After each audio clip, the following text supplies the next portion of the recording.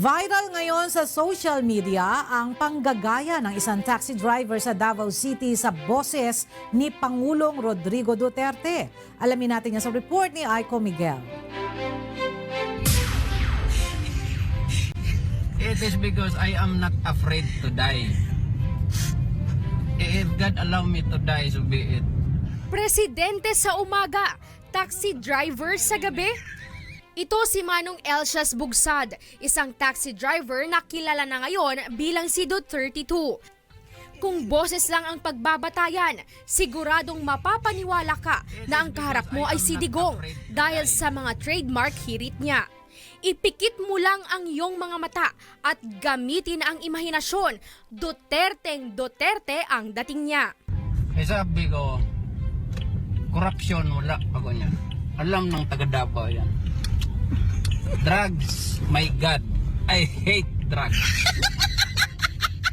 Kaya naman patok na patok ngayon sa Facebook ang paandar videos ni Manong Elsias. Sa katunayan, mayroon na ito ngayong mahigit 137,87 shares at 219,000 likes. At talaga namang hindi ka maiinip sa biyahe at tunay kang maaaliw sa pagiging kwela niya habang namamasada.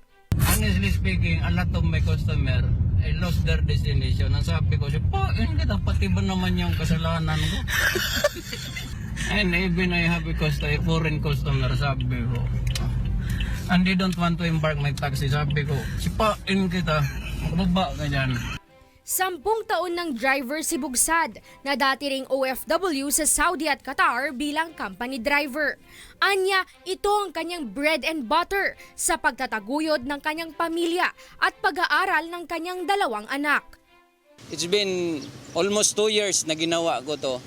Paulit-ulit, maybe repetition make it perfect. Parang ganun lang siguro yung nangyari. At upang makumpleto na ang Duterte-style hirit, makakalimutan ba niya ang babala sa mga humihit-hit? Good question. Alam mo, sinasabi ko sa inyo, it's better for you to surrender. I will give you a livelihood. Please drop your weapon at mag-surrender na lang kayo sa gobyerno. Kasi wala kayong kaya sa gobyerno. I guarantee you, even a million years, wala talaga kayong kaya. Believe me. Well, pasensya kayo kasi akong presidente. Now, if you think that you are brighter than me, magtakbo kayo ng presidente. Anak ka no?